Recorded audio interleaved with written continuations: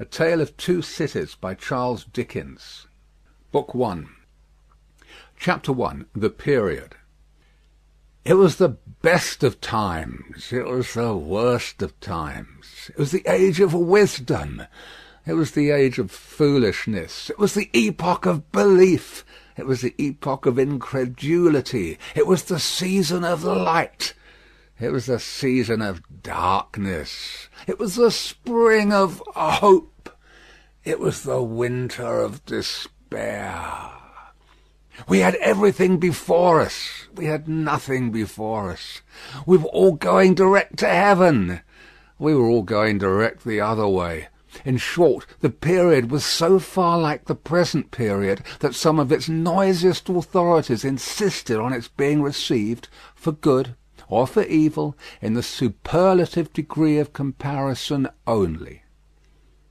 There was a king with a large jaw and a queen with a plain face on the throne of England.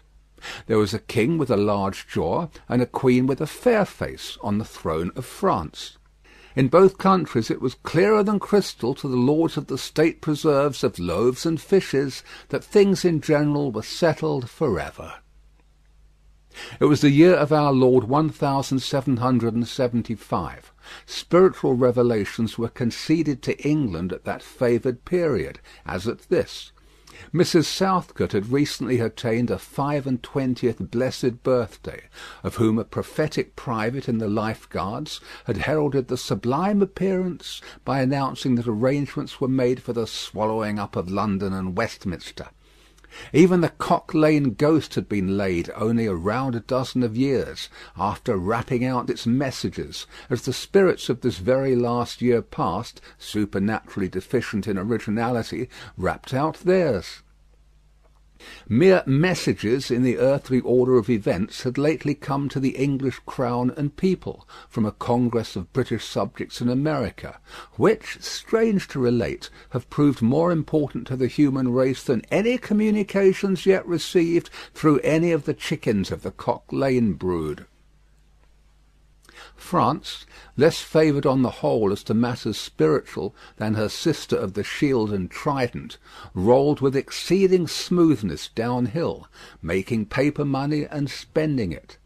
Under the guidance of her Christian pastors, she entertained herself, besides, with such humane achievements as sentencing a youth to have his hands cut off, his tongue torn out with pincers, and his body burned alive, because he had not kneeled down in the rain to do honour to a dirty procession of monks which passed within his view at a distance of some 50 or 60 yards.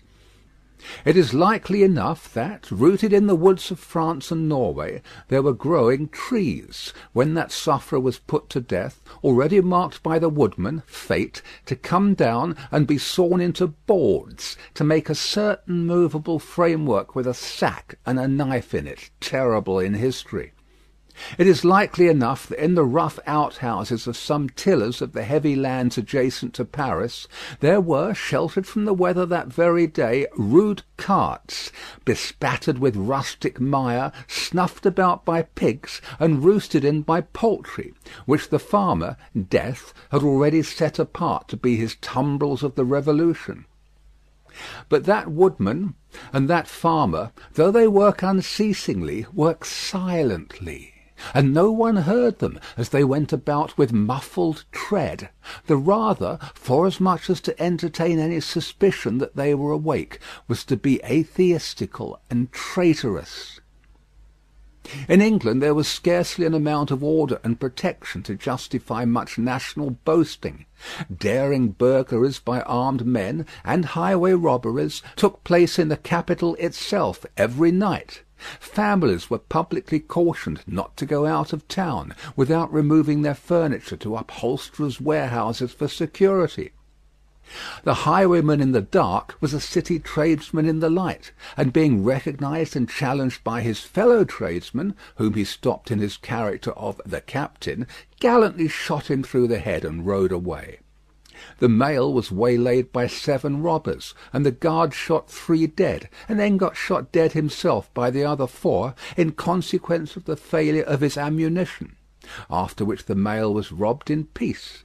That magnificent potentate, the Lord Mayor of London, was made to stand and deliver on Turnham Green by one highwayman, who despoiled the illustrious creature in sight of all his retinue.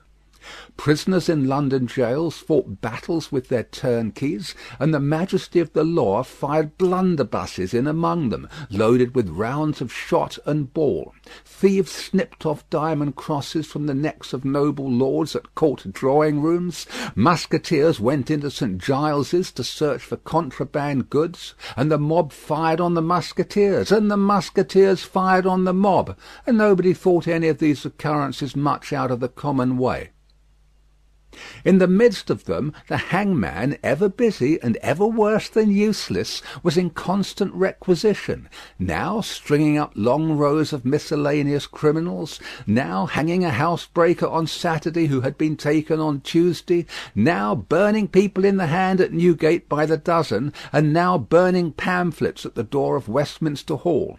To-day taking the life of an atrocious murderer, and to-morrow of a wretched pilferer who had robbed a farmer's boy of sixpence. All these things, and 1,000 like them, came to pass in and close upon the dear old year 1775. Environed by them, while the woodman and the farmer worked unheeded, those two of the large jaws, and those other two of the plain and the fair faces, trod with stir enough, and carried their divine rights with a high hand. Thus did the year 1775 conduct their greatnesses and myriads of small creatures, the creatures of this chronicle among the rest, along the roads that lay before them. End of Book 1, Chapter 1. A Tale of Two Cities by Charles Dickens. Book 1. Chapter 2. The Mail. It was the Dover Road that lay, on a Friday night late in November, before the first of the persons with whom this history has business. The Dover Road lay, as to him, beyond the Dover Mail, as it lumbered up Shooter's Hill. He walked uphill in the mire by the side of the mail, as the rest of the passengers did, not because they had the least relish for walking exercise under the circumstances, but because the hill, and the harness, and the mud, and the mail were all so heavy that the horses had 3 times already come to a stop, besides once drawing the coach across the road with the mutinous intent of taking it back to Blackheath. Reins and whip and coachman and guard, however, in combination, had read that article of war which forbade a purpose otherwise strongly in favour of the argument that some brute animals are endued with reason, and the team had capitulated and returned to their duty. With drooping heads and tremulous tails they mashed their way through the thick mud, floundering and stumbling between whiles as if they were falling to pieces at the larger joints. As often as the driver rested them and brought them to a stand, with a wary "Wo-ho, so-ho, then!" the near leader violently shook his head and everything upon it, like an unusually emphatic horse, denying that the coach could be got up the hill. Whenever the leader made this rattle, the passenger started, as a nervous passenger might, and was disturbed in mind. There was a steaming mist in all the hollows, and it had roamed in its forlornness up the hill, like an evil spirit seeking rest and finding none. A clammy and intensely cold mist, it made its slow way through the air in ripples that visibly followed and overspread one another, as the waves of an unwholesome sea might do. It was dense enough to shut out everything from the light of the coach lamps but these its own workings, and a few yards of road, and the reek of the labouring horses steamed into it, as if they had made it all. 2 other passengers, besides the one, were plodding up the hill by the side of the mail. All 3 were wrapped to the cheekbones and over the ears, and wore jack-boots. Not one of the 3 could have said, from anything he saw, what either of the other 2 was like, and each was hidden under almost as many wrappers from the eyes of the mind as from the eyes of the body of his 2 companions. In those days travellers were very shy of being confidential on a short notice, for anybody on the road might be a robber or in league with robbers. As to the latter, when every posting-house and ale-house could produce somebody in "the captain's" pay, ranging from the landlord to the lowest stable nondescript, it was the likeliest thing upon the cards. So the guard of the Dover Mail thought to himself, that Friday night in November, 1775, lumbering up Shooter's Hill, as he stood on his own particular perch behind the Mail, beating his feet and keeping an eye and a hand on the arm-chest before him, where a loaded blunderbuss lay at the top of 6 or 8 loaded horse-pistols, deposited on a substratum of cutlass.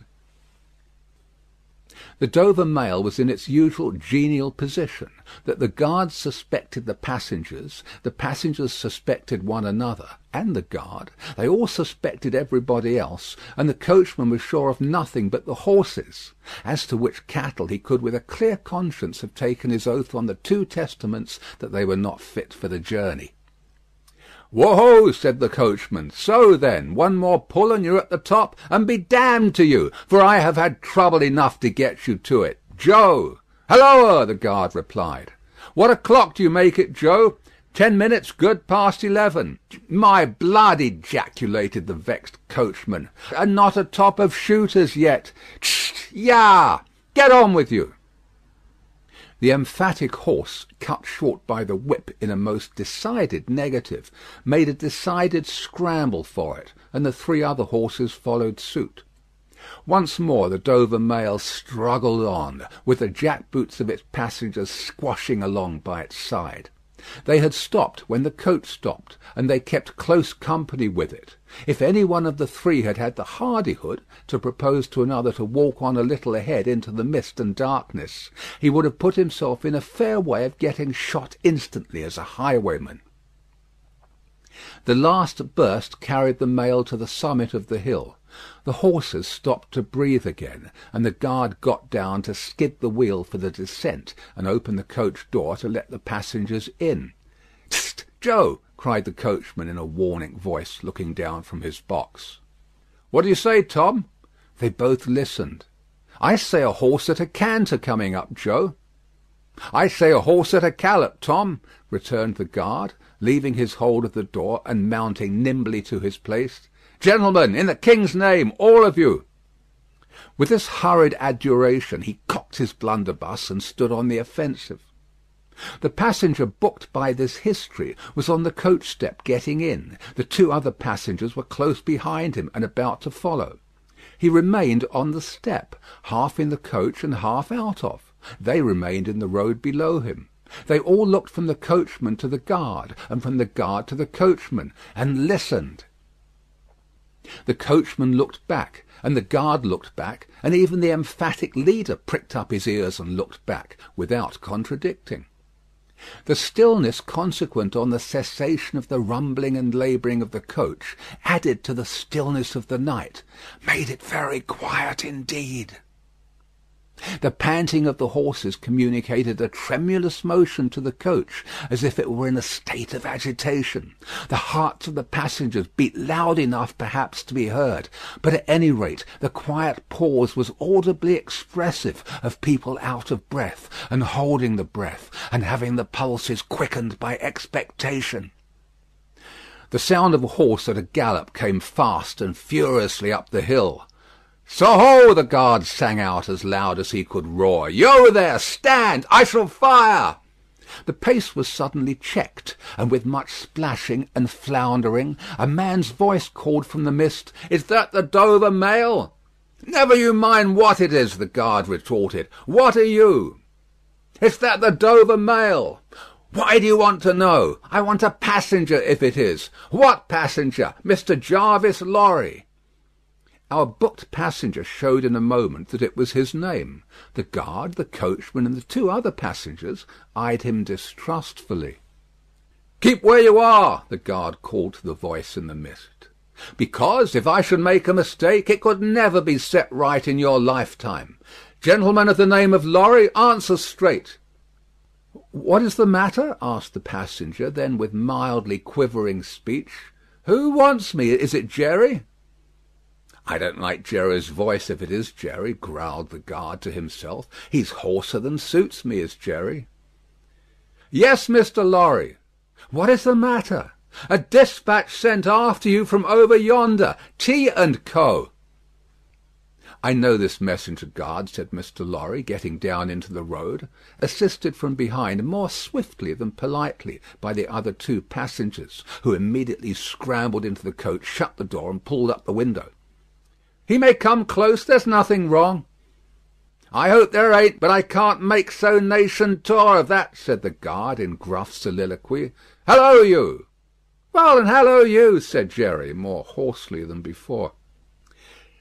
"Come on a foot-pace, d'ye mind me? And if you've got holsters to that saddle of yourn, don't let me see your hand go nigh 'em, for I'm a devil at a quick mistake, and when I make one it takes the form of lead. So now let's look at you." The figures of a horse and rider came slowly through the eddying mist, and came to the side of the mail, where the passenger stood. The rider stooped, and casting up his eyes at the guard, handed the passenger a small folded paper. The rider's horse was blown, and both horse and rider were covered with mud, from the hoofs of the horse to the hat of the man. "Guard," said the passenger, in a tone of quiet business confidence. The watchful guard, with his right hand at the stock of his raised blunderbuss, his left at the barrel, and his eye on the horseman, answered curtly, "Sir." "There is nothing to apprehend. I belong to Tellson's Bank. You must know Tellson's Bank in London. I am going to Paris on business. A crown to drink. I may read this?" "If so be as you're quick, sir." He opened it in the light of the coach lamp on that side, and read, first to himself and then aloud, "Wait at Dover for Mamselle." "It's not long, you see, guard. Jerry, say that my answer was recalled to life." Jerry started in his saddle.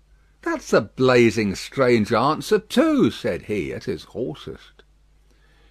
"Take that message back, and they will know that I received this, as well as if I wrote. Make the best of your way. Good night."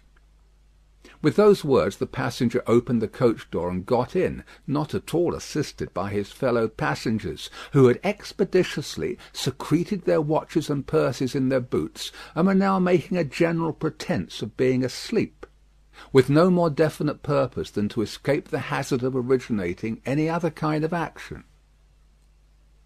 The coach lumbered on again, with heavier wreaths of mist closing round it as it began the descent. The guard soon replaced his blunderbuss in his arm-chest, and, having looked at the rest of its contents, and having looked at the supplementary pistols that he wore in his belt, looked to a smaller chest beneath his seat, in which there were a few smith's tools, a couple of torches, and a tinder-box. For he was furnished with the completeness that if the coach lamps had been blown and stormed out, which did occasionally happen, he had only to shut himself up inside, keep the flint and steel sparks well off the straw, and get a light with tolerable safety and ease, if he were lucky, in 5 minutes. "Tom!" softly over the coach roof. "Hello, Joe. Did you hear the message?" "I did, Joe." "What did you make of it, Tom?" "Nothing at all, Joe." "That's a coincidence, too," the guard mused, "for I made the same of it myself." Jerry, left alone in the mist and darkness, dismounted meanwhile, not only to ease his spent horse, but to wipe the mud from his face, and shake the wet out of his hat brim, which might be capable of holding about half a gallon. After standing with the bridle over his heavily splashed arm until the wheels of the mail were no longer within hearing and the night was quite still again, he turned to walk down the hill. "After that there gallop from Temple Bar, old lady, I won't trust your forelegs till I get you on the level," said this hoarse messenger, glancing at his mare. "Recalled to life. That's a blazing strange message. Much of that wouldn't do for you, Jerry. I say, Jerry, you'd be in a blazing bad way if recalling to life was to come into fashion, Jerry." End of Book 1, Chapter 2. A Tale of Two Cities by Charles Dickens. Book 1. Chapter 3. The Night Shadows. A wonderful fact to reflect upon, that every human creature is constituted to be that profound secret and mystery to every other. A solemn consideration, when I enter a great city by night, that every one of those darkly clustered houses encloses its own secret, that every room in every one of them encloses its own secret, that every beating heart in the hundreds of thousands of breasts there is, in some of its imaginings, a secret to the heart nearest it. Something of the awfulness even of death itself is referable to this. No more can I turn the leaves of this dear book that I loved, and vainly hope in time to read it all.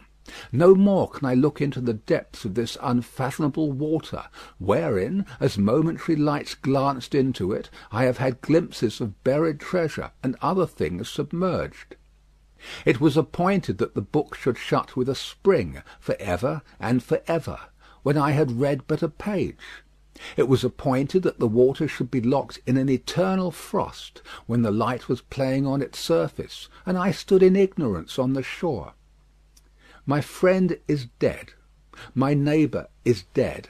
My love, the darling of my soul, is dead. It is the inexorable consolidation and perpetuation of the secret that was always in that individuality, and which I shall carry in mind to my life's end. In any of the burial places of this city through which I pass, is there a sleeper more inscrutable than its busy inhabitants are, in their innermost personality, to me, or than I am to them? As to this, his natural and not to be alienated inheritance, the messenger on horseback had exactly the same possessions as the king, the first minister of state, or the richest merchant in London. So with the three passengers shut up in the narrow compass of one lumbering old mail coach. They were mysteries to one another, as complete as if each had been in his own coach and six, or his own coach and 60, with the breadth of a country between him and the next. The messenger rode back at an easy trot, stopping pretty often at alehouses by the way to drink, but evincing a tendency to keep his own counsel, and to keep his hat cocked over his eyes. He had eyes that assorted very well with that decoration, being of a surface black, with no depth in the colour or form, and much too near together, as if they were afraid of being found out in something, singly if they kept too far apart. They had a sinister expression under an old cocked hat like a three-cornered spittoon, and over a great muffler for the chin and throat, which descended nearly to the wearer's knees. When he stopped for drink, he moved this muffler with his left hand, only while he poured his liquor in with his right. As soon as that was done, he muffled again. "No, Jerry, no," said the messenger, harping on one theme as he rode. "It wouldn't do for you, Jerry. Jerry, you honest tradesman, it wouldn't suit your line of business. Recalled, bust me if I don't think he'd been a-drinking." His message perplexed his mind to that degree that he was fain, several times, to take off his hat to scratch his head. Except on the crown, which was raggedly bald, he had stiff black hair, standing jaggedly all over it, and growing downhill almost to his broad, blunt nose. It was so like Smith's work, so much more like the top of a strongly spiked wall than a head of hair, that the best of players at leap-frog might have declined him as the most dangerous man in the world to go over. While he trotted back with the message he was to deliver to the night watchman in his box at the door of Tellson's Bank, by Temple Bar, who was to deliver it to greater authorities within, the shadows of the night took such shapes to him as arose out of the message, and took such shapes to the mare as arose out of her private topics of uneasiness. They seemed to be numerous, for she shied at every shadow on the road. What time the mail coach lumbered, jolted, rattled, and bumped upon its tedious way, with its three fellow inscrutables inside, to whom likewise the shadows of the night revealed themselves, in the forms their dozing eyes and wandering thoughts suggested. Tellson's Bank had a run upon it in the mail. As the bank passenger, with an arm drawn through the leathern strap, which did what lay in it to keep him from pounding against the next passenger and driving him into his corner whenever the coach got a special jolt, nodded in his place, with half-shut eyes, the little coach windows and the coach lamp dimly gleaming through them, and the bulky bundle of opposite passenger, became the bank, and did a great stroke of business. The rattle of the harness was the chink of money, and more drafts were honoured in 5 minutes than even Tellson's, with all its foreign and home connection, ever paid in thrice the time. Then the strong rooms underground, at Tellson's, with such of their valuable stores and secrets as were known to the passenger, and it was not a little that he knew about them, opened before him, and he went in among them with the great keys and the feebly burning candle, and found them safe, and strong, and sound, and still, just as he had last seen them. But though the bank was almost always with him, and though the coach, in a confused way like the presence of pain under an opiate, was always with him, there was another current of impression that never ceased to run all through the night. He was on his way to dig someone out of a grave. Now, which of the multitude of faces that showed themselves before him was the true face of the buried person, the shadows of the night did not indicate. But they were all the faces of a man of 45 by years, and they differed principally in the passions they expressed, and in the ghastliness of their worn and wasted state. Pride, contempt, defiance, stubbornness, submission, lamentation succeeded one another. So did varieties of sunken cheek, cadaverous colour, emaciated hands and figures. But the face was in the main one face, and every head was prematurely white. 100 times the dozing passenger inquired of this spectre, "Buried how long?" The answer was always the same, almost 18 years. You had abandoned all hope of being dug out? Long ago. You know that you are recalled to life? They tell me so. I hope you care to live? I can't say. Shall I show her to you? Will you come and see her? The answers to this question were various and contradictory. Sometimes the broken reply was, "Wait, it will kill me if I saw her too soon." Sometimes it was given in a tender rain of tears, and then it was, "Take me to her." Sometimes it was staring and bewildered, and then it was, "I don't know her, I don't understand." After such imaginary discourse, the passenger in his fancy would dig, and dig, now with a spade, now with a great key, now with his hands, to dig this wretched creature out. Got out at last, with earth hanging about his face and hair, he would suddenly fan away to dust. The passenger would then start to himself, and lower the window to get the reality of mist and rain on his cheek. Yet even when his eyes were opened on the mist and rain, on the moving patch of light from the lamps, and the hedge at the roadside retreating by jerks, the night shadows outside the coach would fall into the train of the night shadows within. The real banking house by Temple Bar, the real business of the past day, the real strong rooms, the real express sent after him, and the real message returned, would all be there. Out of the midst of them the ghostly face would rise, and he would accost it again. "Buried how long?" "Almost 18 years." "I hope you care to live?" "I can't say." Dig, until an impatient movement from one of the two passengers would admonish him to pull up the window, draw his arm securely through the leathern strap, and speculate upon the two slumbering forms. until his mind lost its hold of them, and they again slid away into the bank and the grave. Buried how long? Almost 18 years. You had abandoned all hope of being dug out? Long ago. The words were still in his hearing as just spoken, distinctly in his hearing as ever spoken words had been in his life, when the weary passenger started to the consciousness of daylight, and found that the shadows of the night were gone. He lowered the window and looked out at the rising sun. There was a ridge of ploughed land, with a plough upon it where it had been left last night when the horses were unyoked. Beyond, a quiet coppice wood, in which many leaves of burning red and golden yellow still remained upon the trees.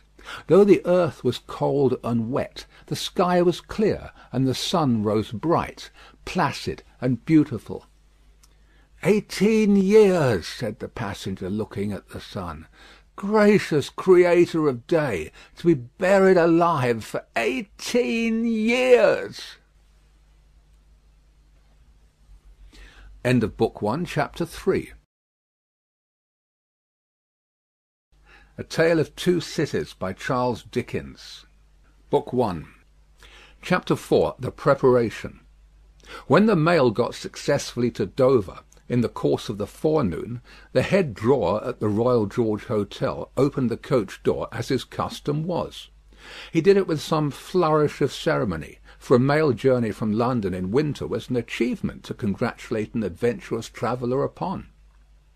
By that time there was only one adventurous traveller left to be congratulated, for the two others had been set down at their respective roadside destinations.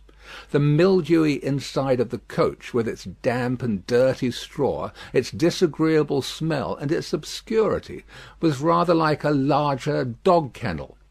Mr. Lorry, the passenger, shaking himself out of it in chains of straw, a tangle of shaggy wrapper, flapping hat, and muddy legs, was rather like a larger sort of dog. There will be a packet to Calais to-morrow, drawer?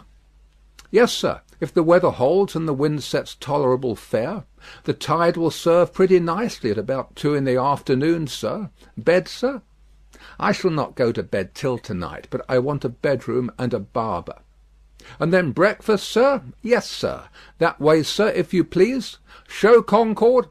Gentleman's valise and hot water to Concord. Pull off gentleman's boots in Concord. You will find a fine sea-coal fire, sir. Fetch barber to Concord. Stir about there now for Concord.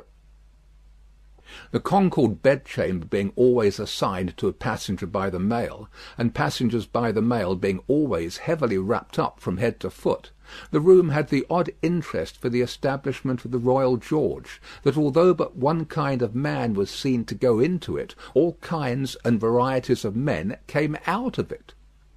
Consequently, another drawer, and 2 porters, and several maids, and the landlady, were all loitering by accident at various points of the road between the Concord and the coffee-room, when a gentleman of 60, formally dressed in a brown suit of clothes, pretty well worn but very well kept, with large square cuffs and large flaps to the pockets, passed along on his way to his breakfast.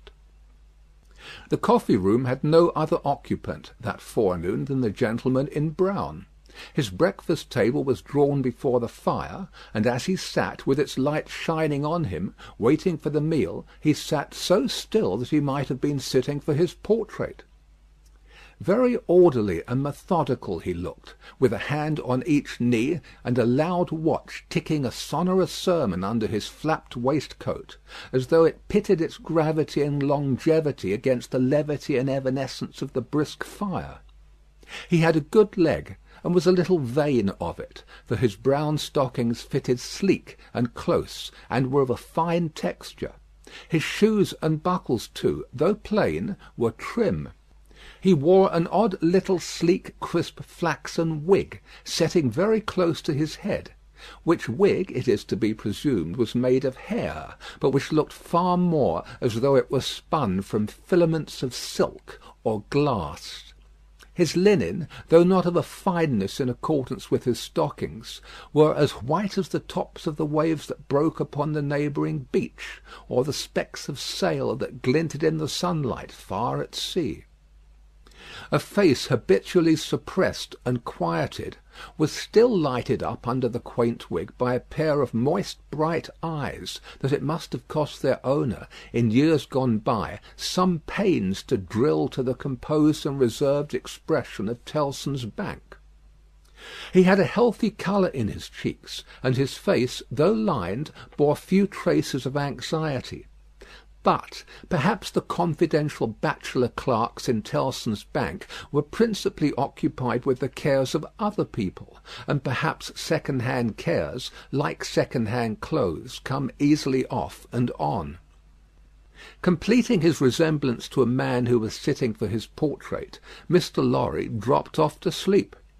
The arrival of his breakfast roused him, and he said to the drawer, as he moved his chair to it, "I wish accommodation prepared for a young lady who may come here at any time to-day. She may ask for Mr. Jarvis Lorry, or she may only ask for a gentleman from Tellson's Bank. Please to let me know." "Yes, sir. Tellson's Bank in London, sir?" "Yes. Yes, sir. We have oftentimes the honour to entertain your gentlemen in their travelling backwards and forwards betwixt London and Paris, sir. A vast deal of travelling, sir, in Tellson and Company's house." "Yes, we are quite a French house as well as an English one." "Yes, sir. Not much in the habit of such travelling yourself, I think, sir?" "Not of late years. It is 15 years since I came last from France." "Indeed, sir. That was before my time here, sir. Before our people's time here, sir. The George was in other hands at that time, sir." "I believe so. But I would hold a pretty wager, sir, that a house like Tellson and Company was flourishing a matter of 50, not to speak of 15 years ago." "You might treble that, and say 150, yet not be far from the truth." "Indeed, sir." Rounding his mouth and both his eyes as he stepped backward from the table, the waiter shifted his napkin from his right arm to his left, dropped into a comfortable attitude, and stood surveying the guest while he ate and drank, as from an observatory or watch-tower, according to the immemorial usage of waiters in all ages. When Mr. Lorry had finished his breakfast, he went out for a stroll on the beach. The little narrow crooked town of Dover hid itself away from the beach, and ran its head into the chalk cliffs like a marine ostrich. The beach was a desert of heaps of sea and stones tumbling wildly about, and the sea did what it liked, and what it liked was destruction. It thundered at the town, and thundered at the cliffs, and brought the coast down madly.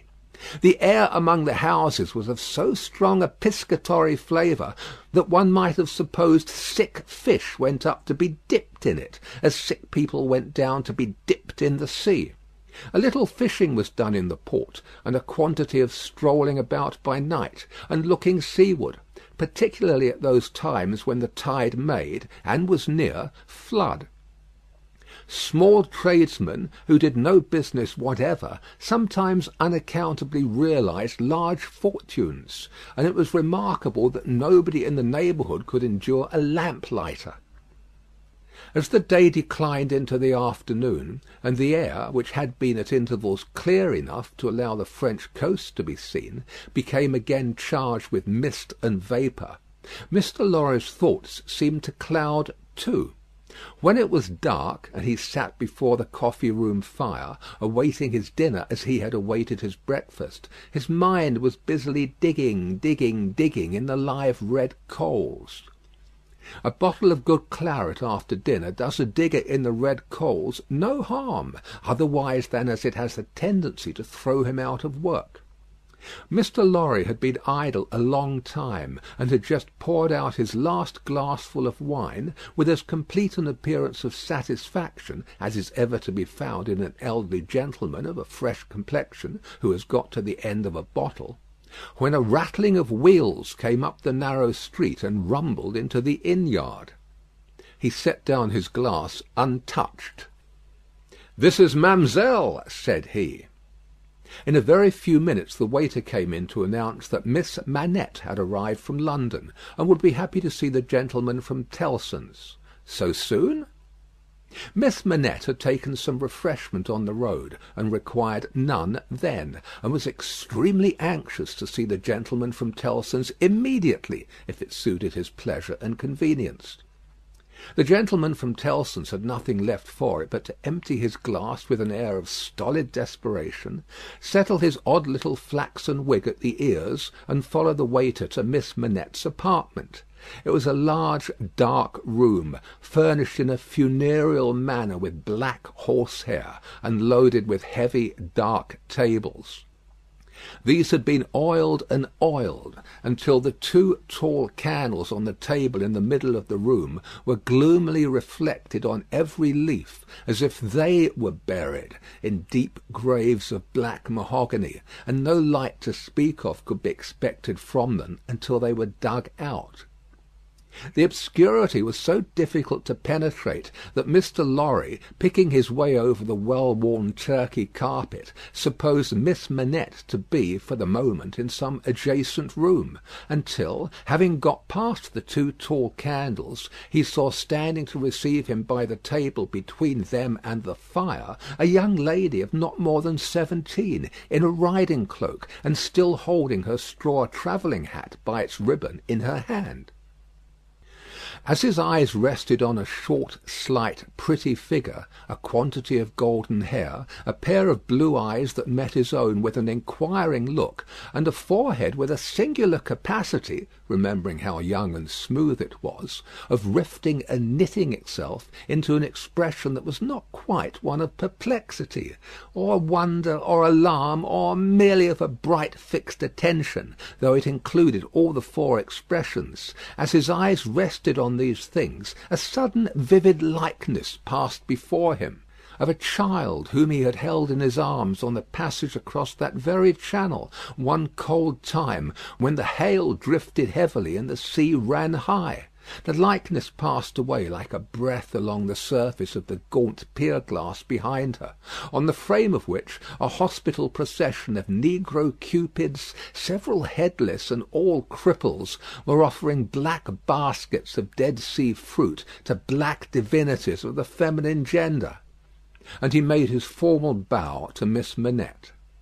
"Pray take a seat, sir," in a very clear and pleasant young voice, a little foreign in its accent, but a very little indeed. "I kiss your hand, miss," said Mr. Lorry, with the manners of an earlier date, as he made his formal bow again, and took his seat.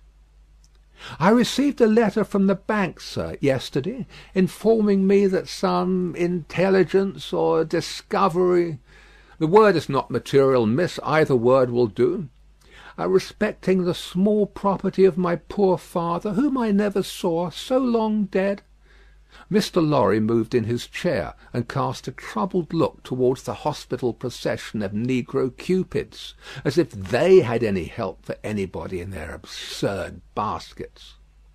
"Rendered it necessary that I should go to Paris, there to communicate with a gentleman of the bank, so good as to be dispatched to Paris for the purpose." "Myself." "As I was prepared to hear, sir." She curtsied to him.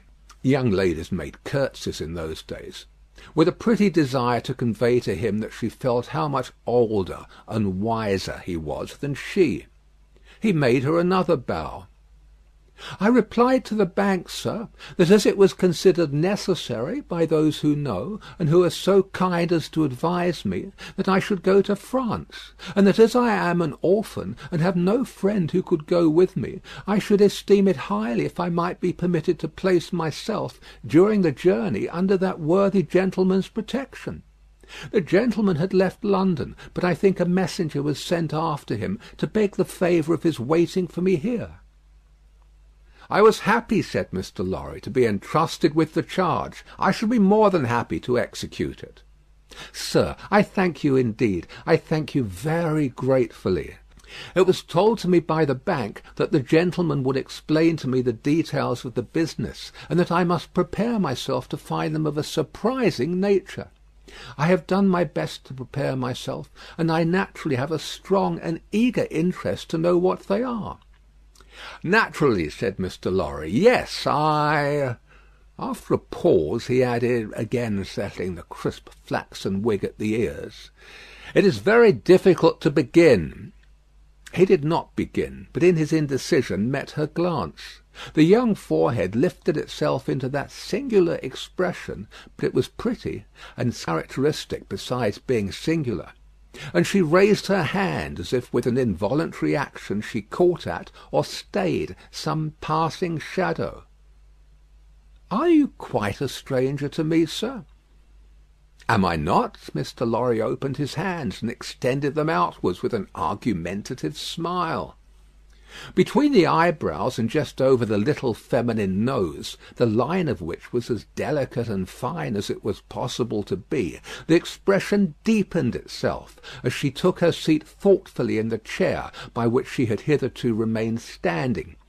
He watched her as she mused, and the moment she raised her eyes again, went on: "In your adopted country, I presume, I cannot do better than address you as a young English lady, Miss Manette." "If you please, sir." "Miss Manette, I am a man of business. I have a business charge to acquit myself of. In your reception of it, don't heed me any more than if I was a speaking machine. Truly, I am not much else. I will, with your leave, relate to you, miss, the story of one of our customers." "Story?" He seemed wilfully to mistake the word she had repeated, when he added in a hurry, "Yes, customers. In the banking business we usually call our connection our customers. He was a French gentleman, a scientific gentleman, a man of great acquirements, a doctor." "Not of Beauvais?" "Why, yes, of Beauvais. Like Monsieur Manette, your father, the gentleman was of Beauvais. Like Monsieur Manette, your father, the gentleman was of repute in Paris. I had the honour of knowing him there. Our relations were business relations, but confidential. I was at that time in our French house, and had been, 20 years." "At that time, I may ask, at what time, sir?" "I speak, miss, of 20 years ago. He married an English lady, and I was one of the trustees. His affairs, like the affairs of many other French gentlemen and French families, were entirely in Tellson's hands. In a similar way I am, or I have been, trustee of one kind or another for scores of our customers. These are mere business relations, miss. There is no friendship in them, no particular interest, nothing like sentiment. I have passed from one to another in the course of my business life, just as I passed from one of our customers to another in the course of my business day. In short, I have no feelings. I am a mere machine. To go on. But this is my father's story, sir, and I begin to think—" The curiously roughened forehead was very intent upon him. "That when I was left an orphan through my mother's surviving my father only 2 years, it was you who brought me to England. I'm almost sure it was you." Mr. Lorry took the hesitating little hand that confidingly advanced to take his, and he put it with some ceremony to his lips. He then conducted the young lady straightway to her chair again, and, holding the chair back with his left hand, and using his right by turns to rub his chin, pull his wig at the ears, or point what he said, stood looking down into her face, while she sat looking up into his. "Miss Manette, it was I. And you will see how truly I spoke of myself just now in saying I had no feelings, and that all the relations I hold with my fellow creatures are mere business relations, when you reflect that I have never seen you since. No, you have been the ward of Tellson's house since, and I have been busy with the other business of Tellson's house since. Feelings! I have no time for them, no chance of them. I pass my whole life, miss, in turning an immense pecuniary mangle." After this odd description of his daily routine of employment, Mr. Lorry flattened his flaxen wig upon his head with both hands, which was most unnecessary, for nothing could be flatter than its shining surface was before, and resumed his former attitude. "So far, miss, as you have remarked, this is the story of your regretted father. Now comes the difference. If your father had not died when he did, don't be frightened. How you start!" She did indeed start, and she caught his wrist with both her hands. "Pray," said Mr. Lorry, in a soothing tone, bringing his left hand from the back of the chair to lay it on the supplicatory fingers that clasped him in so violent a tremble, "pray control your agitation. A matter of business. As I was saying—" Her look so discomposed him that he stopped, wondered, and began anew. "As I was saying, if Mr. Manette had not died, if he had suddenly and silently disappeared, if he had been spirited away, if it had not been difficult to guess to what dreadful place, though no art could trace him, if he had an enemy in some compatriot who could exercise a privilege that I in my own time have known the boldest people afraid to speak of in a whisper, across the water there, for instance, the privilege of filling up blank forms for the consignment of any one to the oblivion of a prison for any length of time, if his wife had implored the king, the queen, the court, the clergy for any tidings of him, and all quite in vain, then the history of your father would have been the history of this unfortunate gentleman, the Doctor of Beauvais. I entreat you to tell me more, sir. I will. I am going to. You can bear it?" "I can bear anything but the uncertainty you leave me in at this moment." "You speak collectedly, and you are collected. That's good," though his manner was less satisfied than his words. "A matter of business. Regard it as a matter of business. Business that must be done.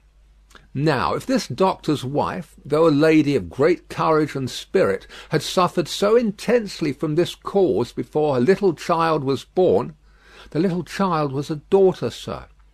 "A daughter. A matter of business. Don't be distressed, miss, if the poor lady had suffered so intensely before her little child was born, that she came to the determination of sparing the poor child the inheritance of any part of the agony she had known the pains of, by rearing her in the belief that her father was dead. No, don't kneel. In heaven's name, why should you kneel to me?" "For the truth, oh dear, good, compassionate sir, for the truth." A matter of business. You confuse me, and how can I transact business if I am confused?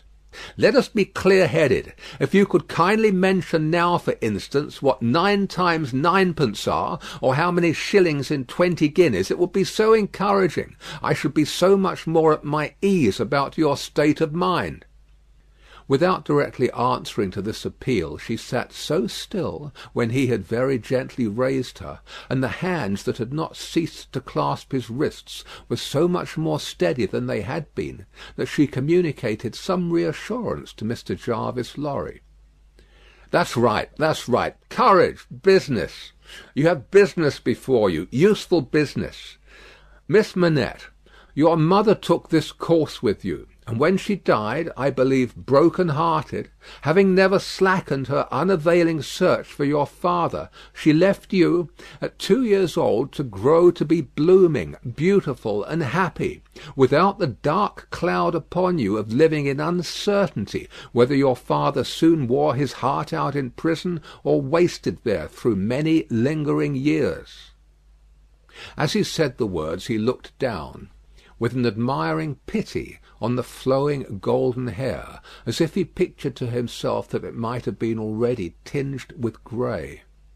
"You know that your parents had no great possession, and that what they had was secured to your mother and to you. There has been no new discovery of money or of any other property, but—" He felt his wrist held closer, and he stopped. The expression in the forehead, which had so particularly attracted his notice, and which was now immovable, had deepened into one of pain and horror. "But he has been found.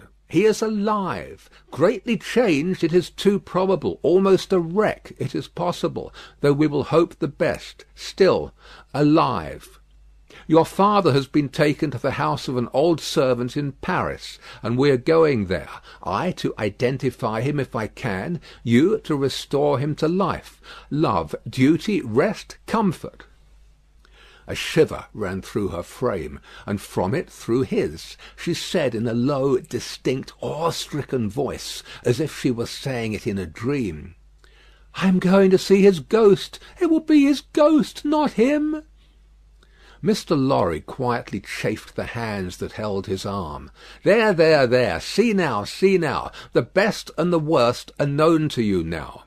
You are well on your way to the poor wronged gentleman, and, with a fair sea voyage and a fair land journey, you will be soon at his dear side." She repeated in the same tone, sunk to a whisper, "I have been free. I have been happy. Yet his ghost has never haunted me." "Only one thing more," said Mr. Lorry, laying stress upon it as a wholesome means of enforcing her attention. "He has been found under another name, his own long forgotten or long concealed. It would be worse than useless now to inquire which, worse than useless to seek to know whether he has been for years overlooked, or always designedly held prisoner. It would be worse than useless now to make any inquiries, because it would be dangerous. Better not to mention the subject anywhere or in any way, and to remove him, for a while at all events, out of France. Even I, safe as an Englishman, and even Tellson's, important as they are to French credit, avoid all naming of the matter. I carry about me not a scrap of writing openly referring to it. This is a secret service altogether. My credentials, entries, and memoranda are all comprehended in the one line 'recalled to life,' which may mean anything. But what is the matter? She doesn't notice a word. Miss Manette!" Perfectly still and silent, and not even fallen back in her chair, she sat under his hand, utterly insensible, with her eyes open and fixed upon him, and with that last expression looking as if it were carved or branded into her forehead. So close was her hold upon his arm that he feared to detach himself lest he should hurt her. Therefore he called out loudly for assistance without moving. A wild-looking woman, whom even in his agitation Mr. Lorry observed to be all of a red colour, and to have red hair, and to be dressed in some extraordinary tight-fitting fashion, and to have on her head a most wonderful bonnet like a grenadier wooden measure, and good measure too, or a great Stilton cheese, came running into the room in advance of the inn servants, and soon settled the question of his detachment from the poor young lady by laying a brawny hand upon his chest and sending him flying back against the nearest wall. "I really think this must be a man," was Mr. Lorry's breathless reflection, simultaneously with his coming against the wall. "Why, look at you all!" bawled this figure, addressing the inn servants. "Why don't you go and fetch things instead of standing there staring at me? I'm not so much to look at, am I? Why don't you go and fetch things? I'll let you know if you don't bring smelling salts, cold water, and vinegar. Quick, I will!" There was an immediate dispersal for these restoratives, and she softly laid the patient on a sofa, and tended her with great skill and gentleness, calling her "my precious" and "my bird," and spreading her golden hair aside over her shoulders with great pride and care. "And you in brown," she said, indignantly turning to Mr. Lorry. "Couldn't you tell what you had to tell her without frightening her to death? Look at her, with her pretty pale face and her cold hands. Do you call that being a banker?" Mr. Lorry was so exceedingly disconcerted by questions so hard to answer, that he could only look on, at a distance, with much feebler sympathy and humility, while the strong woman, having banished the inn servant under the mysterious penalty of letting them know something not mentioned if they stayed there, staring, recovered her charge by a regular series of gradations, and coaxed her to lay her drooping head upon her shoulder. "I hope she will do well now," said Mr. Lorry. "No thanks to you in brown if she does, my darling pretty." "I hope," said Mr. Lorry, after another pause of feeble sympathy and humility, "that you accompany Miss Manette to France?" "A likely thing too," replied the strong woman. "If it was ever intended that I should go across salt water, do you suppose Providence would have cast my lot in an island?" This being another question hard to answer, Mr. Jarvis Lorry withdrew to consider it. End of Book 1, Chapter 4. Recording by A Tale of Two Cities by Charles Dickens. Book 1. Chapter 5. The Wine Shop. A large cask of wine had been dropped and broken in the street. The accident had happened in getting it out of a cart. The cask had tumbled out with a run, the hoops had burst, and it lay on the stones just outside the door of the wine shop, shattered like a walnut shell. All the people within reach had suspended their business or their idleness to run to the spot and drink the wine. The rough irregular stones of the street, pointing every way, and designed, one might have thought, expressly to lame all living creatures that approached them, had dammed it into little pools. These were surrounded, each by its own jostling group or crowd according to its size. Some men kneeled down, made scoops of their two hands joined, and sipped, or tried to help women, who bent over their shoulders to sip, before the wine had all run out between their fingers. Others, men and women, dipped in the puddles with little mugs of mutilated earthenware, or even with handkerchiefs from women's heads, which were squeezed dry into infants' mouths. Others made small mud embankments to stem the wine as it ran. Others, directed by lookers-on up at high windows, darted here and there to cut off little streams of wine that started away in new directions. Others devoted themselves to the sodden and lead-dyed pieces of the cask, licking and even champing the moist and wine-rotted fragments with eager relish. There was no drainage to carry off the wine, and not only did it all get taken up, but so much mud got taken up along with it that there might have been a scavenger in the street, if anybody acquainted with it could have believed in such a miraculous presence. A shrill sound of laughter and of amused voices, voices of men, women, and children, resounded in the street while this wine game lasted. There was little roughness in the sport, and much playfulness. There was a special companionship in it, an observable inclination on the part of every one to join some other one, which led, especially among the luckier or lighter-hearted, to frolicsome embraces, drinking of healths, shaking of hands, and even joining of hands and dancing, a dozen together. When the wine was gone, and the places where it had been most abundant were raked into a gridiron pattern by fingers, these demonstrations ceased as suddenly as they had broken out. The man who had left his saw sticking in the firewood he was cutting set it in motion again.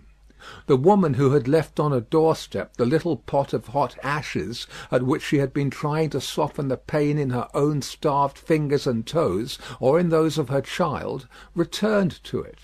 Men with bare arms, matted locks, and cadaverous faces, who had emerged into the winter light from cellars, moved away to descend again, and a gloom gathered on the scene that appeared more natural to it than sunshine.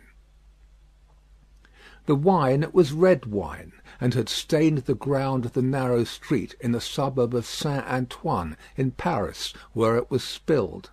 It had stained many hands too, and many faces, and many naked feet, and many wooden shoes. The hands of the man who sawed the wood left red marks on the billets, and the forehead of the woman who nursed the baby was stained with the stain of the old rag she wound around her head again. Those who had been greedy with the staves of the cask had acquired a tigerish smear about the mouth, and one tall joker, so besmirched, his head more out of a long squalid bag of a nightcap than in it, scrawled upon a wall with his finger dipped in muddy wine lees, "Blood." The time was to come when that wine too would be spilled on the street stones, and when the stain of it would be read upon many there. And now that the cloud settled on Saint Antoine, which a momentary gleam had driven from his sacred countenance, the darkness of it was heavy. Cold, dirt, sickness, ignorance, and want were the lords in waiting on the saintly presence, nobles of great power, all of them, but most especially the last. Samples of a people that had undergone a terrible grinding and regrinding in the mill, and certainly not in the fabulous mill which ground old people young, shivered at every corner, passed in and out at every doorway, looked from every window, fluttered in every vestige of a garment that the wind shook. The mill which had worked them down was the mill that grinds young people old. The children had ancient faces and grave voices, and upon them and upon the grown faces, and ploughed into every furrow of age and coming up afresh, was the sigh hunger. It was prevalent everywhere. Hunger was pushed out of the tall houses in the wretched clothing that hung upon poles and lines. Hunger was patched into them with straw and rag and wood and paper. Hunger was repeated in every fragment of the small modicum of firewood that the man sawed off. Hunger stared down from the smokeless chimneys and started up from the filthy street that had no offal among its refuse of anything to eat. Hunger was the inscription on the baker's shelves, written into every small loaf of his scanty stock of bad bread. At the sausage shop, in every dead dog preparation that was offered for sale. Hunger rattled its dry bones among the roasting chestnuts in the turned cylinder. Hunger was shred into atomics in every farthing porringer of husky chips of potato, fried with some reluctant drops of oil. Its abiding place was in all things fitted to it. A narrow winding street, full of offence and stench, with other narrow winding streets diverging, all peopled by rags and nightcaps, and all smelling of rags and nightcaps, and all visible things with a brooding look upon them that looked ill. In the hunted air of the people there was yet some wild beast thought of the possibility of turning at bay. Depressed and slinking though they were, eyes of fire were not wanting among them, nor compressed lips, white with what they suppressed, nor foreheads knitted into the likeness of the gallows rope they mused about enduring or inflicting. The trade signs, and they were almost as many as the shops, were all grim illustrations of want. The butcher and the porkman painted up only the leanest scrags of meat, the baker the coarsest of meagre loaves. The people rudely pictured as drinking in the wine shops, croaked over their scanty measures of thin wine and beer, and were gloweringly confidential together. Nothing was represented in a flourishing condition, save tools and weapons. But the cutler's knives and axes were sharp and bright, the smith's hammers were heavy, and the gunmaker's stock was murderous. The crippling stones of the pavement, with their many little reservoirs of mud and water, had no footways, but broke off abruptly at the doors. The kennel, to make amends, ran down the middle of the street, when it ran at all, which was only after heavy rains, and then it ran by many eccentric fits into the houses. Across the streets, at wide intervals, one clumsy lamp was slung by a rope and pulley. At night, when the lamp lighter had let these down, and lighted and hoisted them again, a feeble grove of dim wicks swung in a sickly manner overhead, as if they were at sea. Indeed, they were at sea, and the ship and crew were in peril of tempest. For the time was to come when the gaunt scarecrows of that region should have watched the lamplighter in their idleness and hunger so long as to conceive the idea of improving on his method, and hauling up men by those ropes and pulleys to flare upon the darkness of their condition. But the time was not come yet, and every wind that blew over France shook the rags of the scarecrows in vain, for the birds, fine of song and feather, took no warning. The wine shop was a corner shop, better than most others in its appearance and degree, and the master of the wine shop had stood outside it, in a yellow waistcoat and green breeches, looking on at the struggle for the lost wine. "It's not my affair," said he, with a final shrug of the shoulders. "The people from the market did it. Let them bring another." There, his eyes happening to catch the tall joker writing up the joke, he called to him across the way, "Say then, my Gaspard, what do you do there?" The fellow pointed to his joke with immense significance, as is often the way with his tribe. It missed its mark, and completely failed, as is often the way with his tribe too. "What now? Are you a subject for the mad hospital?" said the wine shop keeper, crossing the road and obliterating the jest with a handful of mud picked up for the purpose and smeared over it. "Why do you write in the public streets? Tell me thou, is there no other place to write such words in?" In his expostulation he dropped his cleaner hand, perhaps accidentally, perhaps not, upon the joker's heart. The joker rapped it with his own, took a nimble spring upward, and came down in a fantastic dancing attitude, with one of his stained shoes jerked off his foot into his hand and held out.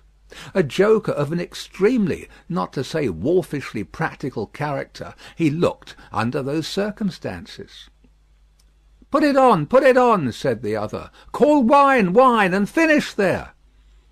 With that advice he wiped his soiled hand upon the joker's dress, such as it was, quite deliberately, as having dirtied the hand on his account, and then recrossed the road and entered the wine shop. The wine shop keeper was a bull-necked, martial-looking man of 30, and he should have been of a hot temperament, for, although it was a bitter day, he wore no coat, but carried one slung over his shoulder. His shirt sleeves were rolled up, too, and his brown arms were bare to the elbows. Neither did he wear anything more on his head than his own crisply curling short dark hair. He was a dark man altogether, with good eyes and a good bold breadth between them. Good-humoured looking on the whole, but implacable looking too, evidently a man of a strong resolution and a set purpose, a man not desirable to be met rushing down a narrow pass with a gulf on either side, for nothing would turn the man.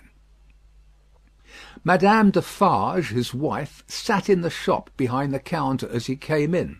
Madame Defarge was a stout woman of about his own age, with a watchful eye that seldom seemed to look at anything, a large hand heavily ringed, a steady face, strong features, and great composure of manner. There was a character about Madame Defarge, from which one might have predicated that she did not often make mistakes against herself in any of the reckonings over which she presided. Madame Defarge, being sensitive to cold, was wrapped in fur, and had a quantity of bright shawl twined about her head, though not to the concealment of her large earrings. Her knitting was before her, but she had laid it down to pick her teeth with a toothpick. Thus engaged, with her right elbow supported by her left hand, Madame Defarge said nothing when her lord came in, but coughed just one grain of cough. This, in combination with the lifting of her darkly defined eyebrows over her toothpick by the breadth of a line, suggested to her husband that he would do well to look round the shop among the customers for any new customer who had dropped in while he stepped over the way. The wine-shop keeper accordingly rolled his eyes about until they rested upon an elderly gentleman and a young lady who were seated in a corner. Other company were there, 2 playing cards, 2 playing dominoes, 3 standing by the counter, lengthening out a short supply of wine. As he passed behind the counter, he took notice that the elderly gentleman said in a look to the young lady, "This is our man." "What the devil do you do in that galley there?" said Monsieur Defarge to himself. "I don't know you." But he feigned not to notice the 2 strangers, and fell into discourse with the triumvirate of customers who were drinking at the counter. "How goes it, Jacques?" said one of these three to Monsieur Defarge. "Is all the spilt wine swallowed?" "Every drop, Jacques," answered Monsieur Defarge. When this interchange of Christian name was effected, Madame Defarge, picking her teeth with her toothpick, coughed another grain of cough, and raised her eyebrows by the breadth of another line. "It is not often," said the second of the three, addressing Monsieur Defarge, "that many of these miserable beasts know the taste of wine, or of anything but black bread and death. Is it not so, Jacques?" "It is so, Jacques," Monsieur Defarge returned. At this second interchange of the Christian name, Madame Defarge, still using her toothpick with profound composure, coughed another grain of cough, and raised her eyebrows by the breadth of another line. The last of the three now said his say, as he put down his empty drinking vessel and smacked his lips. "Ah, so much the worse. A bitter taste it is that such poor cattle always have in their mouths, and hard lives they live, Jacques. Am I right, Jacques?" "You are right, Jacques," was the response of Monsieur Defarge. This third interchange of the Christian name was completed at the moment when Madame Lafarge put her toothpick by, kept her eyebrows up, and slightly rustled in her seat. "Hold, then. True," muttered her husband. "Gentlemen, my wife." The three customers pulled off their hats to Madame Lafarge with three flourishes. She acknowledged their homage by bending her head and giving them a quick look. Then she glanced in a casual manner round the wine shop, took up her knitting with great apparent calmness and repose of spirit, and became absorbed in it. "Gentlemen," said her husband, who had kept his bright eye observantly upon her, "good day. The chamber, furnished bachelor fashion, that you wished to see, and were inquiring for when I stepped out, is on the 5th floor. The doorway of the staircase gives on the little courtyard close to the left here," pointing with his hand, "near to the window of my establishment. But, now that I remember, one of you has already been there, and can show the way. Gentlemen, adieu." They paid for their wine, and left the place. The eyes of Monsieur Defarge were studying his wife at her knitting, when the elderly gentleman advanced from his corner, and begged the favour of a word. "Willingly, sir," said Monsieur Defarge, and quietly stepped with him to the door. Their conference was very short, but very decided. Almost at the first word, Monsieur Defarge started, and became deeply attentive. It had not lasted a minute, when he nodded and went out. The gentleman then beckoned to the young lady, and they too went out. Madame Defarge knitted with nimble fingers and steady eyebrows, and saw nothing. Mr. Jarvis Lorry and Miss Manette, emerging from the wine shop thus, joined Monsieur Defarge in the doorway, to which he had directed his own company just before. It opened from a stinking little black courtyard, and was the general public entrance to a great pile of houses, inhabited by a great number of people. In the gloomy tile-paved entry to the gloomy tile-paved staircase, Monsieur Defarge bent down on one knee to the child of his old master, and put her hand to his lips. It was a gentle action, but not at all gently done. A very remarkable transformation had come over him in a few seconds. He had no good humour in his face, nor any openness of aspect left, but had become a secret, angry, dangerous man. "It is very high. It is a little difficult. Better to begin slowly." Thus Monsieur Defarge in a stern voice to Mr. Lorry, as they began ascending the stairs. "Is he alone?" the latter whispered. "Alone? God help him! Who should be with him?" said the other in the same low voice. "Is he always alone, then?" "Yes." "Of his own desire?" "Of his own necessity, as he was when I first saw him after they found me and demanded to know if I would take him, and at my peril be discreet, as he was then, so he is now." "He is greatly changed?" "Changed." The keeper of the wine shop stopped to strike the wall with his hand, and mutter a tremendous curse. No direct answer could have been half so forcible. Mr. Lorry's spirits grew heavier and heavier as he and his two companions ascended higher and higher. Such a staircase with its accessories in the older and more crowded parts of Paris would be bad enough now, but at that time it was vile indeed to unaccustomed and unhardened senses. Every little habitation within the great foul nest of one high building, that is to say, the room or rooms within every door that opened on the general staircase, left its own heap of refuse on its own landing, besides flinging other refuse from its own windows. The uncontrollable and hopeless mass of decomposition so engendered would have polluted the air, even if poverty and deprivation had not loaded it with their intangible impurities. The two bad sources combined made it almost insupportable. Through such an atmosphere, by a steep dark shaft of dirt and poison, the way lay. Yielding to his own disturbance of mind, and to his young companion's agitation, which became greater every instant, Mr. Jarvis Lorry twice stopped to rest.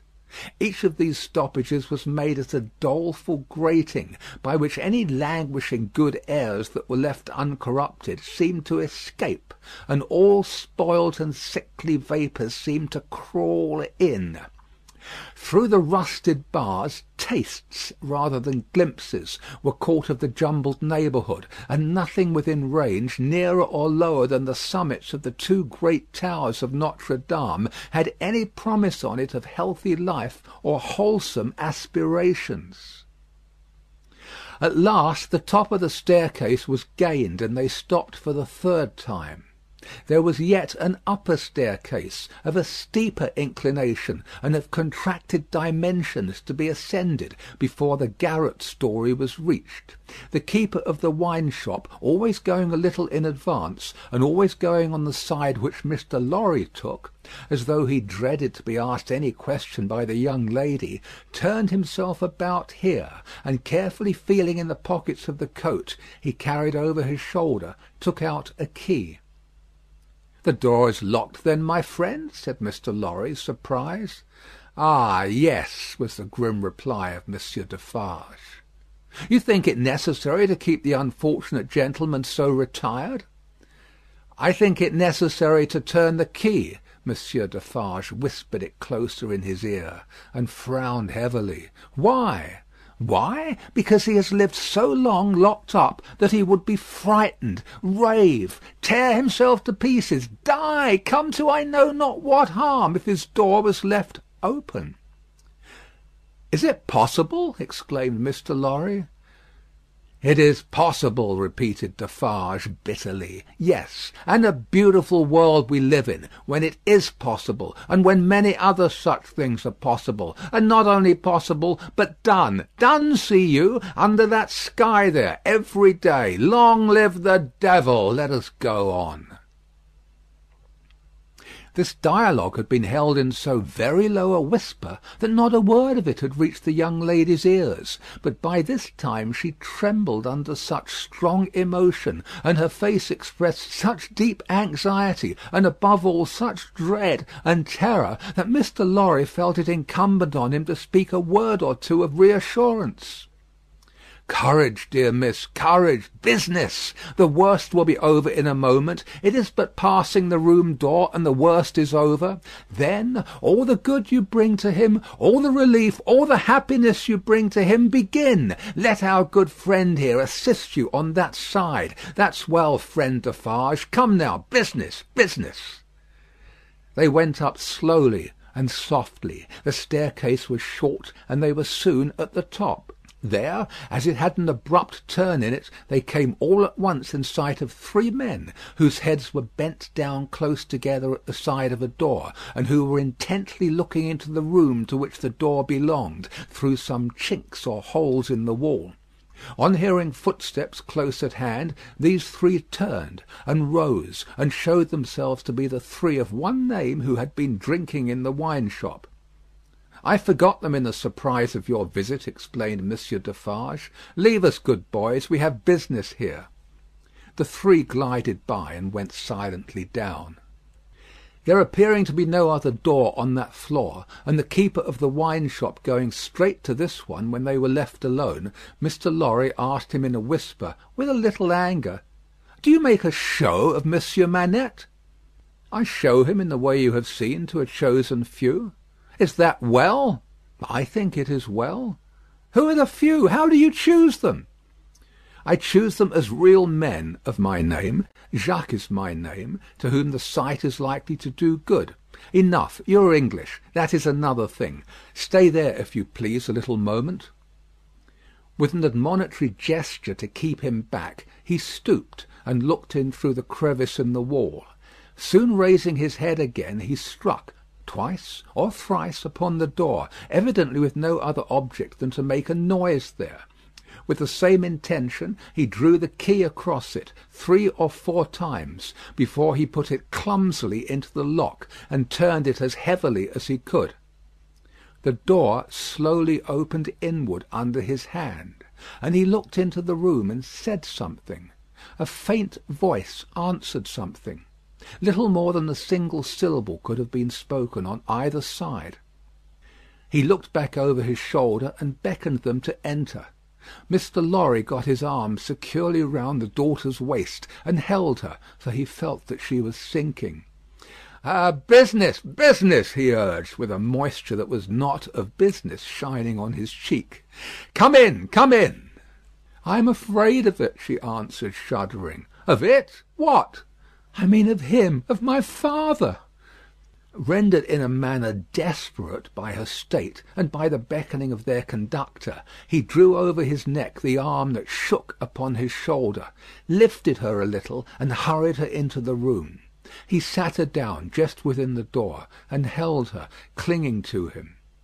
Defarge drew out the key, closed the door, locked it on the inside, took out the key again, and held it in his hand. All this he did methodically, and with as loud and harsh an accompaniment of noise as he could make. Finally, he walked across the room with a measured tread to where the window was. He stopped there and faced round. The garret, built to be a depository for firewood and the like, was dim and dark, for the window of dormer shape was in truth a door in the roof, with a little crane over it for the hoisting up of stores from the street, unglazed, and closing up the middle in 2 pieces, like any other door of French construction. To exclude the cold, one half of this door was fast closed, and the other was open but a very little way. Such a scanty portion of light was admitted through these means that it was difficult, on first coming in, to see anything; and long habit alone could have slowly formed in any one the ability to do any work requiring nicety in such obscurity. Yet work of that kind was being done in the garret, for, with his back towards the door, and his face towards the window where the keeper of the wine shop stood looking at him, a white-haired man sat on a low bench, stooping forward, and very busy making shoes. End of Book 1, Chapter 5. A Tale of Two Cities by Charles Dickens.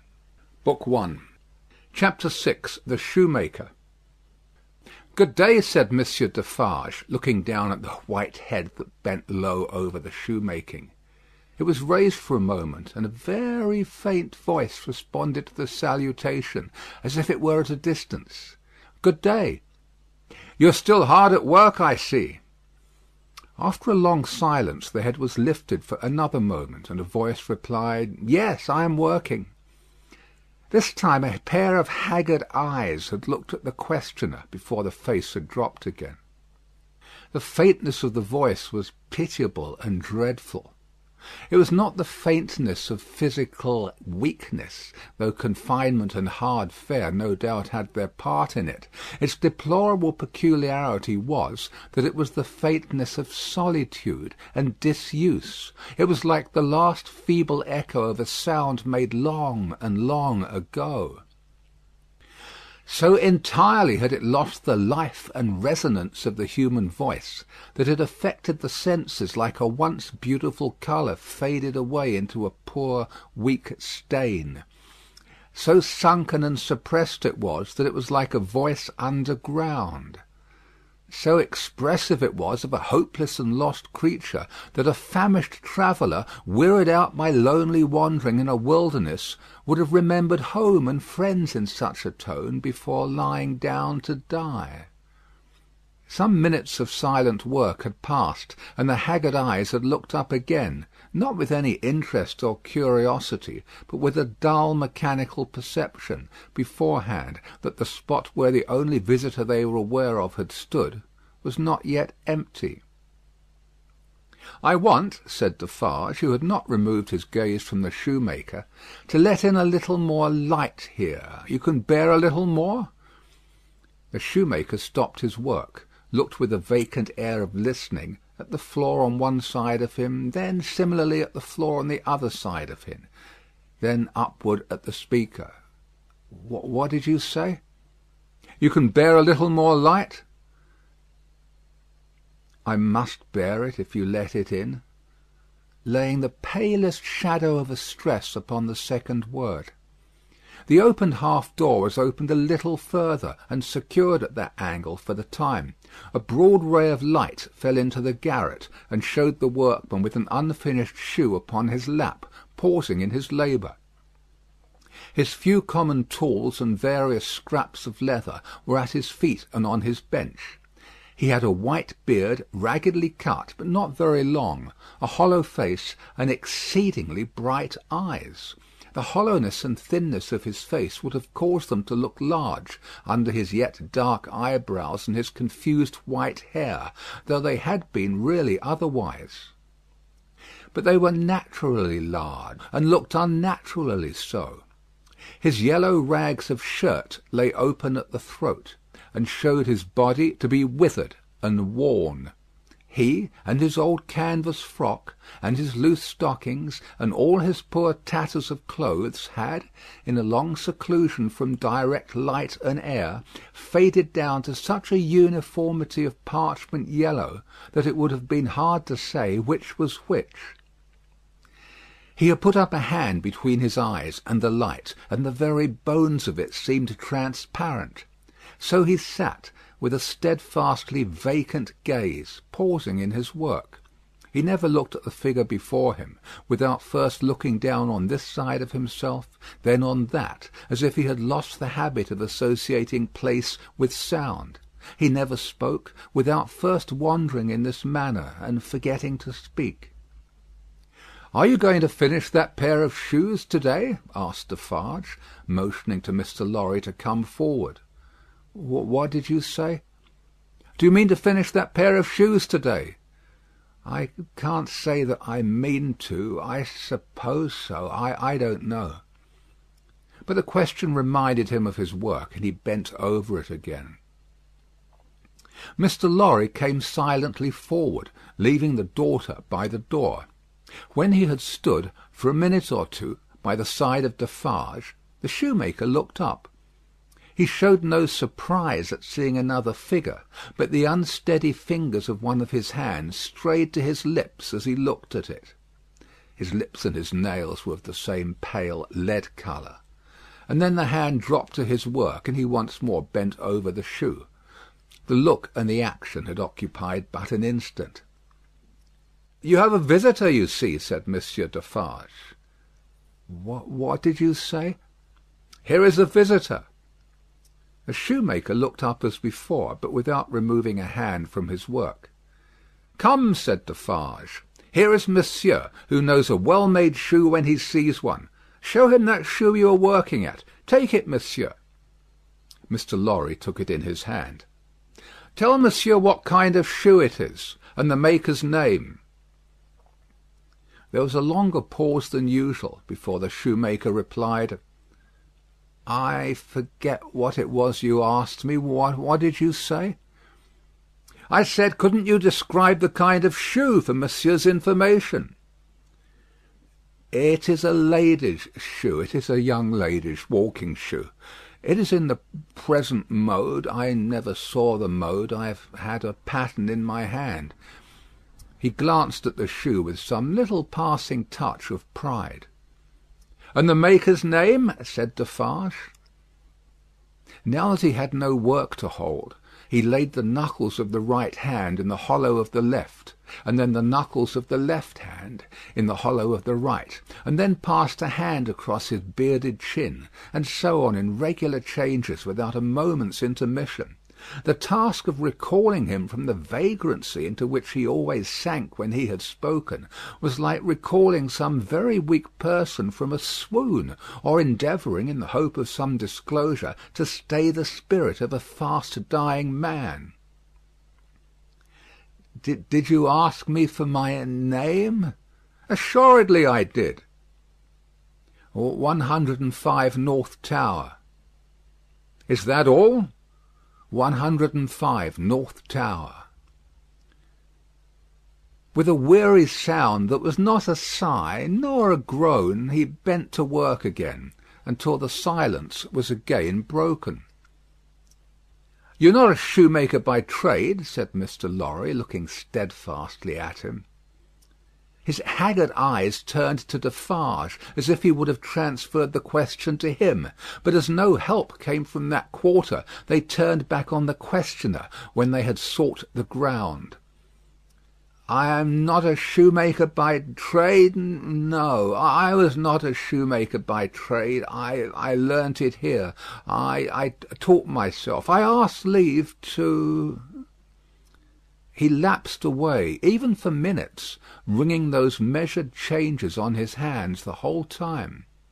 His eyes came slowly back, at last, to the face from which they had wandered.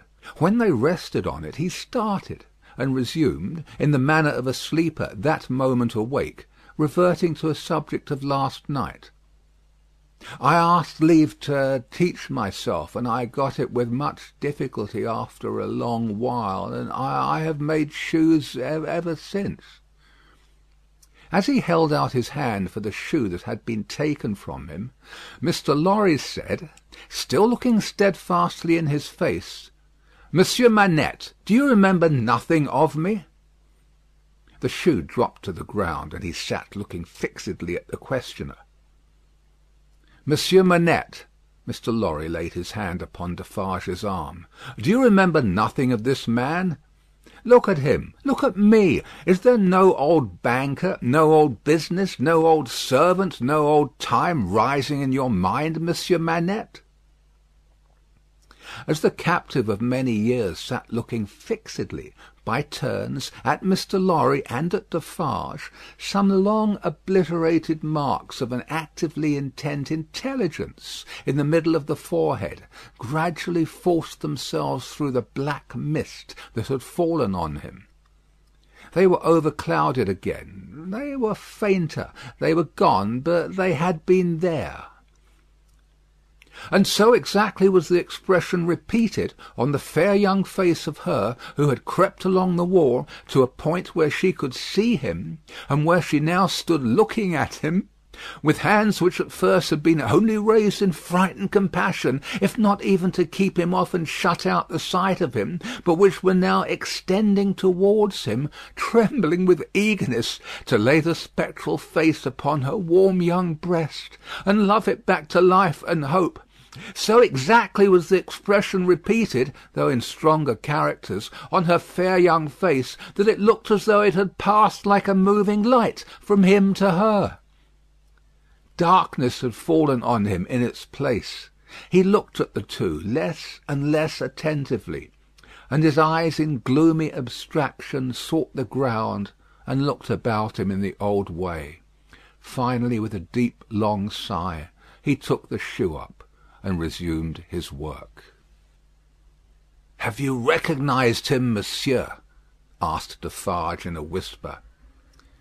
"Yes, for a moment. At first I thought it quite hopeless, but I have unquestionably seen, for a single moment, the face that I once knew so well. Hush! Let us draw further back. Hush!" She had moved from the wall of the garret very near to the bench on which he sat, There was something awful in his unconsciousness of the figure that could have put out its hand and touched him as he stooped over his labour. Not a word was spoken, not a sound was made. She stood like a spirit beside him, and he bent over his work. It happened at length that he had occasion to change the instrument in his hand for his shoemaker's knife. It lay at that side of him which was not the side on which she stood.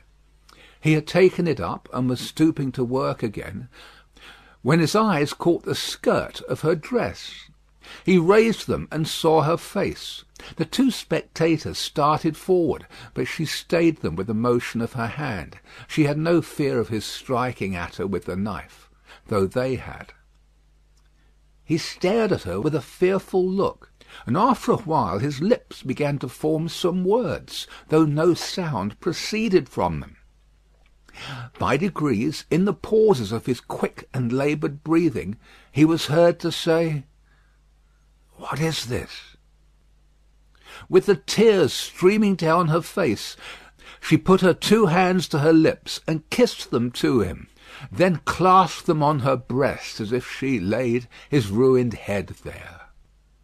"You are not the gaoler's daughter?" She sighed. "No." "Who are you?" Not yet trusting the tones of her voice, she sat down on the bench beside him. He recoiled, but she laid her hand upon his arm. A strange thrill struck him when she did so, and visibly passed over his frame. He laid the knife down softly as he sat staring at her. Her golden hair, which she wore in long curls, had been hurriedly pushed aside and fell down over her neck. Advancing his hand by little and little, he took it up and looked at it. In the midst of the action he went astray, and with another deep sigh fell to work at his shoemaking. But not for long. Releasing his arm, she laid her hand upon his shoulder. After looking doubtfully at it 2 or 3 times, as if to be sure that it was really there, he laid down his work, put his hand to his neck, and took off a blackened string with a scrap of folded rag attached to it. He opened this carefully on his knee, and it contained a very little quantity of hair, not more than 1 or 2 long golden hairs, which he had in some old day wound off upon his finger. He took her hair into his hand again, and looked closely at it. "It is the same. How can it be? When was it? How was it?" As the concentrated expression returned to his forehead, he seemed to become conscious that it was in hers too. He turned her full to the light and looked at her. She had laid her head upon my shoulder that night when I was summoned out. She had a fear of my going, though I had none. And when I was brought to the North Tower, they found these upon my sleeve. "You will leave me then? They can never help me to escape in the body, though they may in the spirit." Those were the words I said. I remember them very well. He formed this speech with his lips many times before he could utter it. But when he did find spoken words for it, they came to him coherently, though slowly. How was this? Was it you? Once more the 2 spectators started as he turned upon her with a frightful suddenness. But she sat perfectly still in his grasp, and only said in a low voice, "I entreat you, good gentlemen, do not come near us, do not speak, do not move." "Hark!" he exclaimed. Whose voice was that? His hands released her as he uttered this cry, and went up to his white hair, which they tore in a frenzy. It died out, as everything but his shoemaking did die out of him, and he refolded his little packet, and tried to secure it in his breast, but he still looked at her, and gloomily shook his head. No, no, no. You are too young, too blooming. It can't be. See what the prisoner is. These are not the hands she knew. This is not the face she knew. This is not a voice she has heard. No, no, she was, and he was, before the slow years of the North Tower, ages ago. What is your name, my gentle angel?" Hailing his softened tone and manner, his daughter fell upon her knees before him, with her appealing hands upon his breast. "Oh, sir, at another time you shall know my name, and who my mother was, and who my father, and how I never knew their hard, hard history. But I cannot tell you at this time, and I cannot tell you here. All that I may tell you here and now is, that I pray to you to touch me and to bless me. Kiss me, oh my dear, my dear." His cold white head mingled with her radiant hair, which warmed and lighted it as though it were the light of freedom shining on him. "If you hear in my voice, I don't know that it is so, but I hope it is, if you hear in my voice any resemblance to a voice that once was sweet music in your ears, weep for it, weep for it. If you touch, in touching my hair, anything that recalls a beloved head that lay on your breast when you were young and free, weep for it, weep for it. If, when I hint to you of a home that is before us, where I will be true to you with all my duty and with all my faithful service, I bring back the remembrance of a home long desolate, while your poor heart pined away, weep for it, weep for it." She held him close around the neck and rocked him on her breast like a child. "If, when I tell you, dearest dear, that your agony is over, and that I have come here to take you from it, and that we go to England to be at peace and at rest, I cause you to think of your useful life laid waste, and of our native France so wicked to you, weep for it, weep for it. And if, when I shall tell you of my name, and of my father who is living, and of my mother who is dead, you learn that I have to kneel to my honoured father, and implore his pardon for having never for his sake striven all day, and lain awake and wept all night, because the love of my poor mother hid his torture from me. Weep for it, weep for it. Weep for her, then, and for me, good gentlemen. Thank God, I feel his sacred tears upon my face, and his sobs strike against my heart. Oh, see, thank God for us, thank God." He had sunk into her arms, and his face dropped on her breast, a sight so touching, yet so terrible in the tremendous wrong and suffering which had gone before it, that the two beholders covered their faces. When the quiet of the garret had been long undisturbed, and his heaving breast and shaken form had long yielded to the calm that must follow all storms, emblem to humanity of the rest and silence into which the storm called life must hush at last, they came forward to raise the father and daughter from the ground. He had gradually dropped to the floor, and lay there in a lethargy, worn out. She had nestled down with him, that his head might lie upon her arms, and her hair drooping over him curtained him from the light. "If, without disturbing him," she said, raising her hand to Mr. Lorry as he stooped over them, after repeated blowings of his nose, "all could be arranged for our leaving Paris at once, so that from the very door he could be taken away."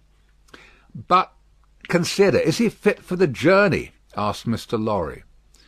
"More fit for that, I think, than to remain in this city so dreadful to him." "It is true," said Defarge, who was kneeling to look on and hear. "More than that, Monsieur Manette is, for all reasons, best out of France. Say, shall I hire a carriage and post horses?"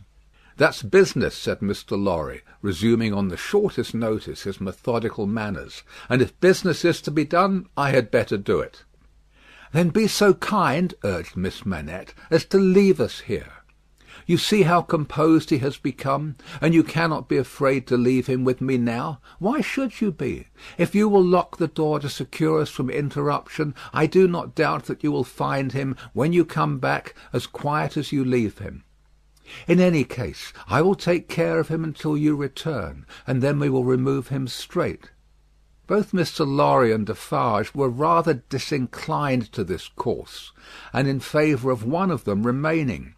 But as there were not only carriage and horses to be seen to, but travelling papers, and as time pressed, for the day was drawing to an end, it came at last to their hastily dividing the business that was necessary to be done, and hurrying away to do it. Then, as the darkness closed in, the daughter laid her head down on the hard ground close at the father's side, and watched him. The darkness deepened and deepened, and they both lay quiet until a light gleamed through the chinks in the wall. Mr. Lorry and Monsieur Defarge had made all ready for the journey, and had brought with them, besides travelling cloaks and wrappers, bread and meat, wine and hot coffee. Monsieur Defarge put this provender, and the lamp he carried, on the shoemaker's bench (there was nothing else in the garret but a pallet bed), and he and Mr. Lorry roused the captive, and assisted him to his feet. No human intelligence could have read the mysteries of his mind in the scared blank wonder of his face. Whether he knew what had happened, whether he recollected what they had said to him, whether he knew that he was free, were questions which no sagacity could have solved. They tried speaking to him, but he was so confused and so very slow to answer that they took fright at his bewilderment, and agreed for the time to tamper with him no more. He had a wild, lost manner of occasionally clasping his head in his hands, that had not been seen in him before. Yet he had some pleasure in the mere sound of his daughter's voice, and invariably turned to it when she spoke. In the submissive way of one long accustomed to obey under coercion, he ate and drank what they gave him to eat and drink, and put on the cloak and other wrappings that they gave him to wear. He readily responded to his daughter's drawing her arm through his, and took and kept her hand in both his own. They began to descend, Monsieur Defarge going first with the lamp, Mr. Lorry closing the little procession. They had not traversed many steps of the long main staircase when he stopped, and stared at the roof and round at the walls. "You remember the place, my father? You remember coming up here?" What did you say?" But before she could repeat the question, he murmured an answer, as if she had repeated it. "Remember? No, I don't remember. It was so very long ago." That he had no recollection whatever of his having been brought from his prison to that house was apparent to them. They heard him mutter 105 North Tower, and when he looked about him, it evidently was for the strong fortress walls which had long encompassed him. On their reaching the courtyard, he instinctively altered his tread, as being in expectation of a drawbridge. And when there was no drawbridge, and he saw the carriage waiting in the open street, he dropped his daughter's hand and clasped his head again. No crowd was about the door. No people were discernible at any of the many windows. Not even a chance passer-by was in the street. An unnatural silence and desertion reigned there. Only one soul was to be seen, and that was Madame Defarge, who leaned against the door-post, knitting, and saw nothing. The prisoner had got into a coach, and his daughter had followed him, when Mr. Lorry's feet were arrested on the step by his asking, miserably, for his shoemaking tools and the unfinished shoes. Madame Defarge immediately called to her husband that she would get them, and went, knitting, out of the lamplight through the courtyard. She quickly brought them down and handed them in, and immediately afterwards leaned against the door-post, knitting, and saw nothing. Defarge got upon the box and gave the word, "To the barrier!" The postillion cracked his whip, and they clattered away under the feeble overswinging lamps. Under the over-swinging lamps, swinging ever brighter in the better streets and ever dimmer in the worse, and by lighted shops, gay crowds, illuminated coffee-houses, and theatre doors to one of the city gates. Soldiers with lanterns at the guard-house there. "Your papers, travellers!" "See here, then, monsieur the officer," said Defarge, getting down and taking him gravely apart. "These are the papers of monsieur inside, with the white head. They were consigned to me with him at the—" He dropped his voice. There was a flutter among the military lanterns, and one of them being handed into the coach by an arm in uniform, the eyes connected with the arm looked, not an everyday or an every night look, at monsieur with the white head. "It is well. Forward!" from the uniform. "Adieu!" from Defarge. And so, under a short grove of feebler and feebler over-swinging lamps, out under the great grove of stars. Beneath that arch of unmoved and eternal lights, some so remote from this little earth that the learned tell us it is doubtful whether their rays have even yet discovered it, as a point in space where anything is suffered or done, the shadows of the night were broad and black. All through the cold and restless interval, until dawn, they once more whispered in the ears of Mr. Jarvis Lorry, sitting opposite the buried man who had been dug out, and wondering what subtle powers were for ever lost to him, and what were capable of restoration, the old enquiry, "I hope you care to be recalled to life?" And the old answer, "I can't say." The end of the first book.